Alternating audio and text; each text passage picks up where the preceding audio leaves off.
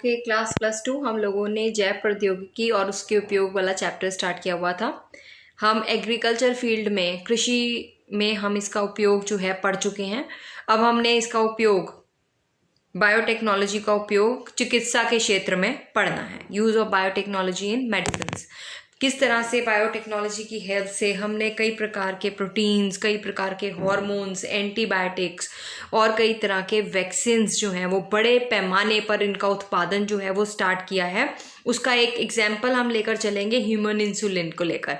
Human insulin क्या है? एक हार्मोन है, राइट, जो हमारे पैनक्रियास से, अग्नाशय के बीटा कोशिकाओं से स्रावित होता है। ठीक है, बीटा सेल्स हैं जो पैनक्रियास के अंदर, अग्नाशय में, पैनक्रियास यानी कि अग्नाशय की बीटा कोशिकाओं में ये हार्मोन बनता है। और ये हार्मोन का क्या काम होता है? ये हार्मोन जो है ग्लूकोज की मात्रा को नियंत्रित करता है।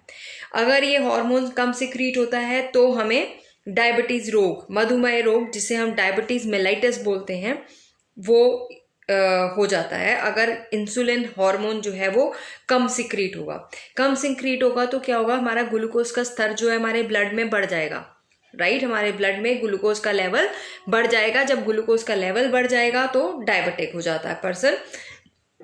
अब हमने इस इंसुलिन को, जो कि कहाँ बन रही है? ह्यूमन सेल्स के अंदर बन रही है, उस इंसुलिन को आर्टिफिशियली प्रिपेयर किया है with the help of biotechnology. पहले जो इंसुलिन प्राप्त की गई थी वो काऊ से या दूसरे स्तनधारियों से ली जाती थी, राइट। अब इतने बड़े पैमाने पे उनसे भी इंसुलिन जो है एक्सट्रैक्ट करना पॉसिबल नहीं था। अब तो देखो ना, every 4th person is diabetic, her 4th person जो है वो डायबिटिक है। अब इतने बड़े पैमाने पे इंसुलिन को आर्टिफिशियली सिंथेसाइज किया गया, है ना। अब उसकी सिंथेसिस कैसे की गई? सिंथेसिस देखने से पहले इंसुलिन की संरचना जो है वो देख लेते हैं। Structure of insulin.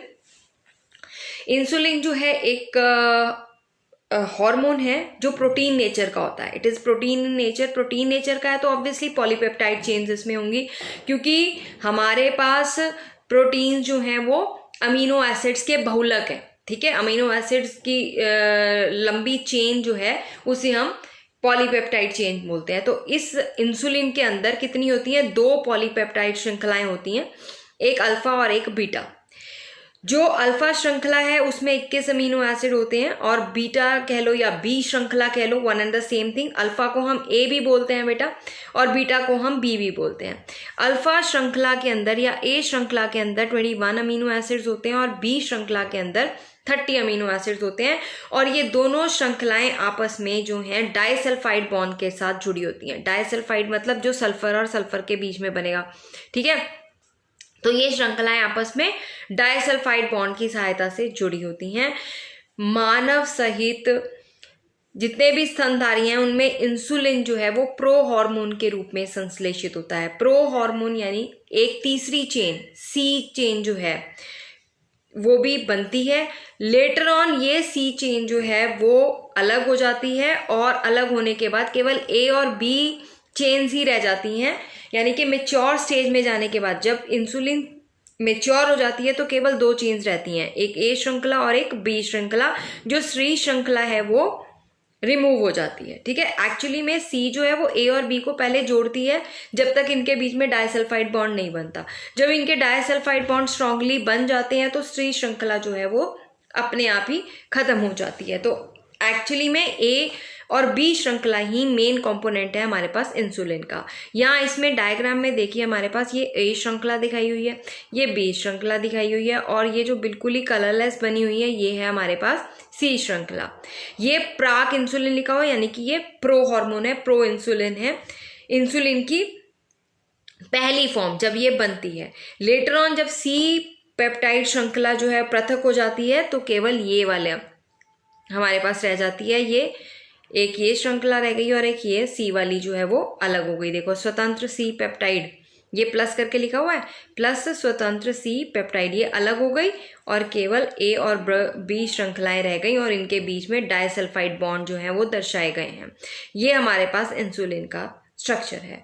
अब हम लोगों ने बायोटेक्नोलॉजी की हेल्प से क्या किया? हम लोगों ने बायोटेक्नोलॉजी की हेल्प से इंसुलिन को बनाया।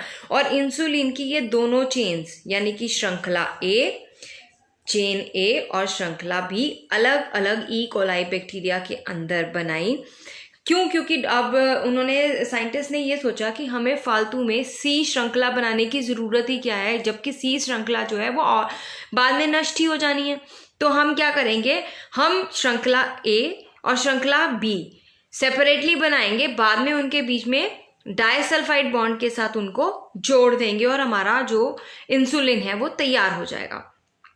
तो यहाँ पर रिसर्चर्स ने यही किया, उन्होंने दो श्रृंखलाओं का निर्माण किया, दैट इज इंसुलिन ए और इंसुलिन बी को। और ये जो इंसुलिन ए और बी है, इनका निर्माण करने से पहले इनको क्या चाहिए था, जीन चाहिए था ना, जो इंसुलिन ए बनाएगा और जो इंसुलिन बी यानी कि श्रृंखला इंसुलिन ए इंसुलिन बी नहीं, सॉरी, पॉलीपेप्टाइड ए और पॉलीपेप्टाइड बी, नॉट इंसुलिन ए और बी, दैट इज इंसुलिन की पॉलीपेप्टाइड श्रृंखला ए और इंसुलिन की पॉलीपेप्टाइड श्रृंखला बी। तो वो वाले जीन्स इन्होंने अलग किए, राइट। उन जीन्स को प्लाज्मिड के अंदर क्या किया, उसके साथ रिकॉम्बिनेंट डीएनए बनाया और फिर उस रिकॉम्बिनेंट डीएनए को ई कोलाई बैक्टीरिया के अंदर जो था वो एंटर करवाया और ये सेपरेट चेन्स जो हैं वो बनाई गई, ए की और बी की। लेटर ऑन ए और बी चेन्स जो थी वो डाइसल्फाइड बॉन्ड के साथ जोड़ दी गई और इस इंसुलिन को हमने क्या नाम दिया, हिम्यूलिन। हिम्यूलिन के ऊपर कई बार आपको क्वेश्चन आता है। इंसुलिन की ए और बी श्रृंखलाओं को पृथक रूप से प्राप्त करके उसे डाइसल्फाइड बंधों के साथ जोड़ दिया और इससे उत्पादित इंसुलिन को हिम्यूलिन या मानव इंसुलिन का नाम दिया गया। तो यहाँ पर वही रिकॉम्बिनेंट डीएनए वाली टेक्नोलॉजी जो है वो यूज हुई है। देखिए हमने क्या किया, इस विधि में सर्वप्रथम मानव इंसुलिन की ए और बी श्रृंखलाओं के लिए डीएनए न्यूक्लियोटाइड के क्रम को ज्ञात किया, यानी कि वो वाले जीन्स को हमने ज्ञात किया जो ये वाली चेन्स बनाती हैं, पॉलीपेप्टाइड ए और पॉलीपेप्टाइड बी। ये वाली चेन्स जो जीन्स बनाती हैं उन जीन्स के क्रम को ज्ञात करके उन जीन को अलग किया, ठीक है। इस डीएनए को ज्ञात श्रृंखलाओं को पृथक प्राकृतिक वाले ई कोलाई जीवाणु के प्लाज्मिड के साथ जोड़ा गया। ई कोलाई जीवाणु के प्लाज्मिड के साथ आप अपना जनरल पूरा स्टेप जो आपने फर्स्ट चैप्टर में पढ़ा है रिकॉम्बिनेंट डीएनए टेक्नोलॉजी का, वो वही स्टेप है, वही चीज हमने फॉलो करनी है, पर हमने यहाँ पे एग्जाम्पल किसका लिया है, इंसुलिन का लिया है। ओके, अगर आपने रिकॉम्बिनेंट डीएनए टेक्नोलॉजी वाले स्टेप्स अच्छे से पढ़े हैं, वो आपको क्लियर है, तो यहाँ पर ये जस्ट उसका एक एग्जाम्पल है कि किस तरह से हमने उस स्टेप को यूज करके ह्यूमन इंसुलिन जो है वो तैयार की है। तो हमने उसको ई कोलाई जीवाणु के प्लाज्मिड के साथ जोड़ा, तो इस प्रकार जीवाणु में इंसुलिन के निर्माण के जीन्स आ गए। तो इन जीवाणुओं का उचित माध्यम में हमने किण्वन करवा के उसका कल्चर जो है वो तैयार किया और किण्वन से जो हमें पदार्थ मिले हमने वो बायोरिएक्टर्स में डाले, मान लो, उससे जो हमें पदार्थ मिले तो इंसुलिन श्रृंखलाओं को पृथक कर लिया गया। फिर दोनों ही प्राप्त ए और बी जो श्रृंखलाएं हमें मिली, पॉलीपेप्टाइड चेन्स जो इंसुलिन प्रोटीन का निर्माण करती हैं, उन श्रृंखलाओं को डाइसल्फाइड बॉन्ड के साथ तैयार करके ह्यूमोलिन जिसे हम बोलते हैं उसको, Humulin is the artificial synthesized insulin with the help of biotechnology. जो हमने जैव प्रौद्योगिकी की सहायता से प्राप्त की इंसुलिन है उसे हमने ह्यूमोलिन का नाम दिया, जिसमें एक्चुअली में हमने क्या किया है, ए श्रृंखला यानी कि ए पॉलीपेप्टाइड चेन को अलग तैयार किया है और बी पॉलीपेप्टाइड चेन को अलग तैयार किया है और फिर लेटर ऑन दोनों को डाइसल्फाइड बंधों के साथ हमने जोड़ दिया, ठीक है। इसी तरह से मैंने आपको वैक्सीन के बारे में भी बताया था कि हमारे पास जो वैक्सीन प्रोडक्शन है, जब मैंने आपको बायोटेक्नोलॉजी का चैप्टर स्टार्ट कराया था तो पोलियो वैक्सीन के बारे में मैंने आपको बताया था। हमारे पास जो सेकेंड जनरेशन के वैक्सीन हैं वो इसी तरह से तैयार किए जाते हैं। टीकाकरण आप इम्यूनिटी वाले चैप्टर में पढ़ के आए हो। वैक्सीनेशन या टीकाकरण क्या होता है, हमारे पास हम क्या करते हैं, टीका के अंदर हम जो रोग कारक माइक्रो ऑर्गेनिज्म है उनको इनएक्टिव करके अपने शरीर में प्रवेश करवाते हैं, ठीक है।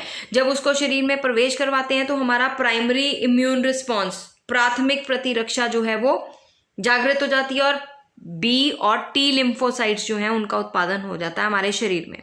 जब अगर हमें बाहर से कभी वो रोगाणु जो है वो संक्रमित करता है तो हमारी बी और टी लिम्फोसाइट्स जो है वो एंटीजन को शीघ्रता से पहचान लेती हैं और उसके ऊपर जो है एक्ट करती हैं, या तो सोल्जर सेल्स भेजती हैं या फिर एंटीबॉडीज बनाती हैं। वो डिफरेंट हमारे पास सेल मीडिएटेड इम्यूनिटी और ह्यूमरल इम्यूनिटी आपने पढ़ी है, या आप पूरा का पूरा इम्यूनोलॉजी वाले चैप्टर में पढ़ के आ चुके हो। तो हमने क्या किया है, हमने जैव प्रौद्योगिकी की सहायता से सेकेंड जनरेशन वैक्सीन जो है वो तैयार किए हैं। हमने वो वैक्सीन जो सेकेंड जनरेशन वैक्सीन है उसमें हमने यहाँ पे इसका एग्जाम्पल आपको दिया हुआ है हेपेटाइटिस बी का। हेपेटाइटिस का इंजेक्शन, हर्पिस का इंजेक्शन, इन्फ्लुएंजा का इंजेक्शन और वूपिंग कफ का इंजेक्शन जो है वो जैव प्रौद्योगिकी की सहायता से तैयार किया गया। राइट, कैसे तैयार किया गया? जो हेपेटाइटिस विषाणु है उससे एंटीजन उत्पन्न करने वाले जीन को अलग किया गया और उस जीन को क्या किया, प्लाज्मिड के साथ जोड़कर यीस्ट के अंदर प्रवेश करवा दिया। किसके अंदर प्रवेश करवाया? यीस्ट के अंदर। और यीस्ट के अंदर प्रवेश करवाने पर फिर यीस्ट कोशिकाओं का कल्चर करके क्लोन्स तैयार कर लिए। ठीक है, हमें उस जीन के काफी ज्यादा मात्रा में वो जीन है वो प्राप्त हुआ। तो इस प्रकार अधिक मात्रा में विषाणु के प्रतिजन प्राप्त करके हमने वो टीके में भर के वो एंटीजेंस अपनी बॉडी के अंदर एंटर करवा दिए और इन इंजेक्शंस का कोई साइड इफेक्ट नहीं होता। ये इंजेक्शंस जो हैं वो काफी सेफ रहते हैं। तो जैव प्रौद्योगिकी के द्वारा हमने रिकॉम्बिनेंट डीएनए टेक्नोलॉजी को यूज करके सेकेंड जनरेशन वैक्सीन जो हैं वो भी तैयार कर लिए। इसका सबसे कॉमन एग्जाम्पल हेपेटाइटिस बी का द्वितीय पीढ़ी का टीका जो है सबसे कॉमन एग्जाम्पल है। फिर आते हैं एडिबल वैक्सीन। जो वैक्सीन जो हमारे अंदर जा रहे हैं वो किसी ना किसी खाद्य पदार्थ के रूप में, मैंने इसमें आपको पोलियो वैक्सीन भी बताया था जो बनाना के रूप में तैयार किया गया है बच्चों के लिए। राइट, तो जैव प्रौद्योगिकी की सहायता से आनुवंशिक रूप से रूपांतरित ऐसे खाद्य पदार्थों का उत्पादन किया जा रहा है जो शरीर में टीके की खुराक पहुंचाने हेतु वाहन के रूप में प्रयुक्त होते हैं। हेपेटाइटिस का एक इंजेक्शन जो है वो इसी तरह से तैयार किया जा रहा है, हेपेटाइटिस बी का टीका। राइट, ये आलू के की कोशिकाओं के अंदर जो है वो तैयार कर रहे हैं इसका। बाकी जो है जीन थेरेपी वाला वो टॉपिक हम लेंगे नेक्स्ट वीडियो में।